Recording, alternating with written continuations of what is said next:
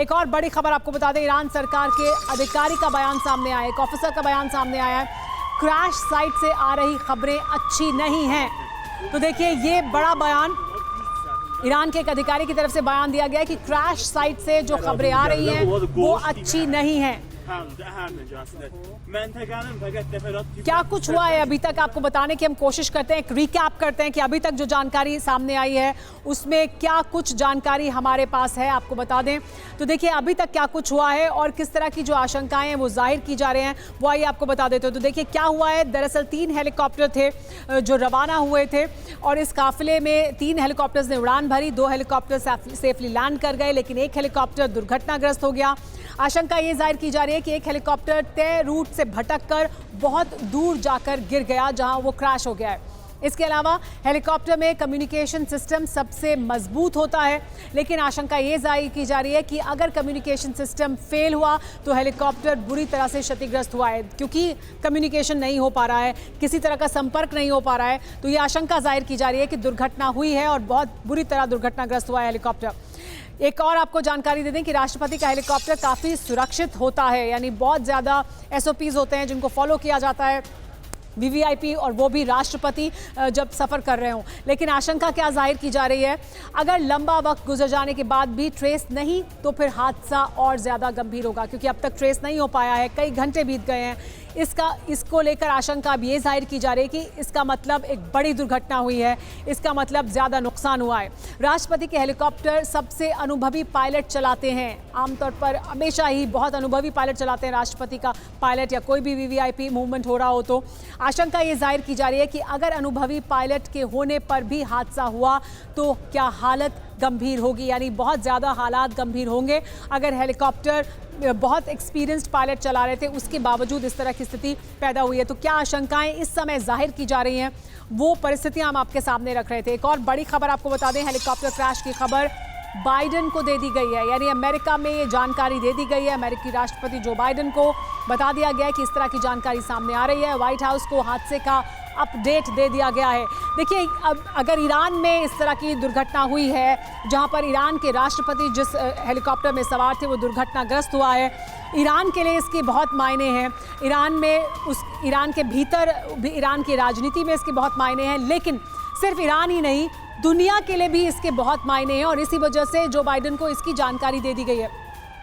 हम आपको लेकिन देखिए बता देते हैं कि किस तरह की जानकारियां निकलकर सामने आ रही हैं। तो देखिए, हम आपको बता दें कि ये देखिए, हेलीकॉप्टर में बैठे एक शख्स का बाहर से संपर्क था।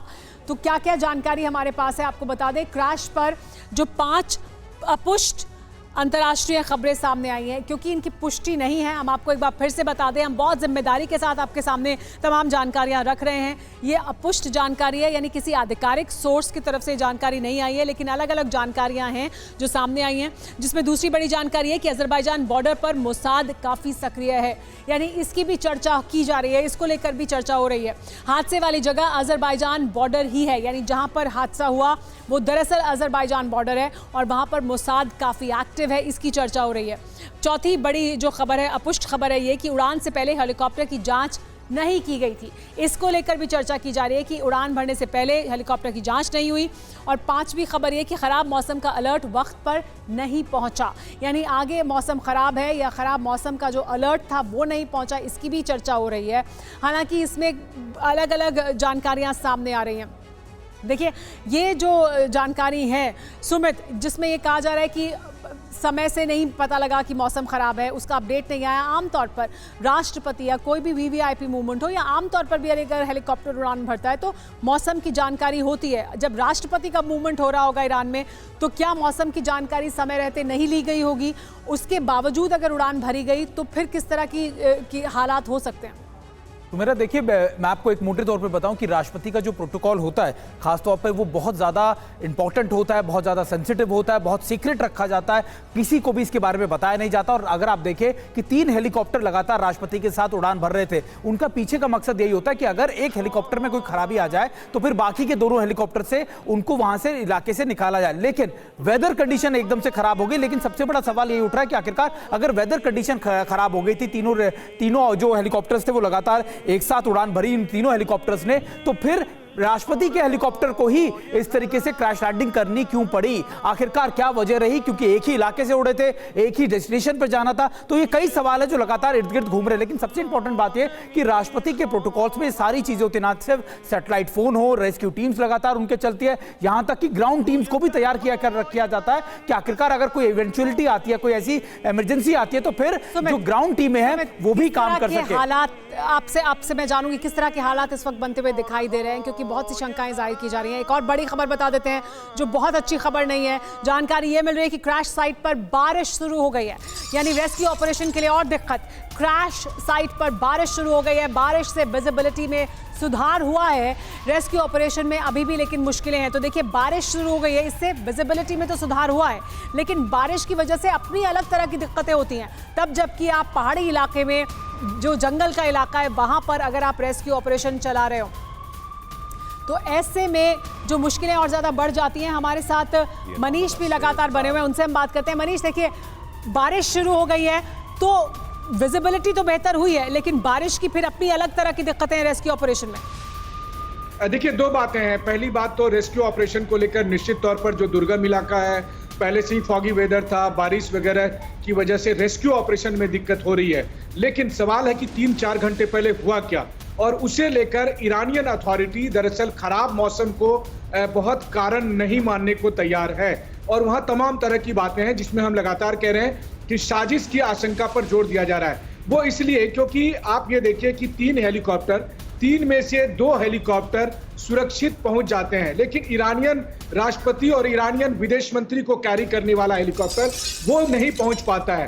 तो वैसी स्थिति में, और खास करके तब जबकि लोकेशन बेहद संवेदनशील इलाका, ईरान और अजरबैजान का वो इलाका जहां पर की इस बात की आशंका होती है कि कुछ भी हो सकता है, सबोटाज भी हो सकता है, और इसकी गुंजाइश बहुत ज्यादा बनी रहती है। और इसी वजह से Iranian agency, Iranian authority, Iran में चर्चा क्या है, ईरान में इस वक्त बेहद तनाव है। ईरान में तनाव इसलिए है क्योंकि उनके राष्ट्रपति, उनके विदेश मंत्री कई घंटे से गायब हैं, लगातार कोशिश के बावजूद उनसे संपर्क नहीं हो पा रहा है। और इसके बाद दूसरी सबसे बड़ी बात यह है कि 3 में से और इस वजह से वो मौसम को एक कारण नहीं मानना चाहते हैं। उन्हें लगता है कि उनके हेलीकॉप्टर को, राष्ट्रपति और विदेश मंत्री के हेलीकॉप्टर को सबोटाज किया गया है या फिर उसको टारगेट किया गया, और अगर ऐसा हुआ तो निश्चित तौर पर मध्य पूर्व में सबसे बड़ा तनाव दिखाई दे सकता है। जी मनीष, और मनीष जो आप कह रहे थे कि ईरान में अभी क्या चल रहा है, तो अपने दर्शकों को यही बता देते हैं ईरान में अभी क्या चल रहा है, किस तरह के हालात बने हुए ईरान में। ईरान के सुप्रीम कमांडर खामेनेई की इमरजेंसी मीटिंग चल रही है। इसके अलावा नेशनल सिक्योरिटी काउंसिल के साथ उनकी आपातकालीन बैठक है ये, यानी नेशनल सिक्योरिटी काउंसिल के साथ वो तमाम तरह के हालात पर चर्चा कर रहे हैं। इंटीरियर मिनिस्टर के हेलीकॉप्टर के हार्ड लैंडिंग की पुष्टि कर दी है। तो इंटीरियर मिनिस्ट्री ने इस बात की पुष्टि कर दी है कि रईसी यानी ईरान के राष्ट्रपति के हेलीकॉप्टर की हार्ड लैंडिंग हुई है। खराब मौसम की वजह से रेस्क्यू ऑपरेशन में दिक्कतें हैं, ये बात भी जानकारी निकलकर सामने आ रही है। ग्राउंड पर रेस्क्यू तेज हो गया है, हवाई रेस्क्यू ऑपरेशन को रोक दिया गया था। खराब मौसम की वजह से रेस्क्यू के लिए 40 अलग अलग टीमें बनाई गई हैं। तो देखिए हम आपको वो पूरा अपडेट दे रहे हैं जो अभी तक ईरान से निकलकर सामने आ रहा है। International rescue mission red crescent की टीम भी वहां मौजूद है, वो भी लगातार ऑपरेशन में सहयोग कर रहे हैं। तेहरान की इमाम रेजा मस्जिद में रईसी के लिए दुआएं मांगी जा रही हैं। ईरान में कई शहरों की मस्जिदों में हजारों की भीड़ इकट्ठा हो गई है और इब्राहिम रईसी की सलामती के लिए इस वक्त ईरान में दुआएं मांगी जा रही हैं। तो ईरान में हालात इस वक्त तनावपूर्ण बने हुए हैं।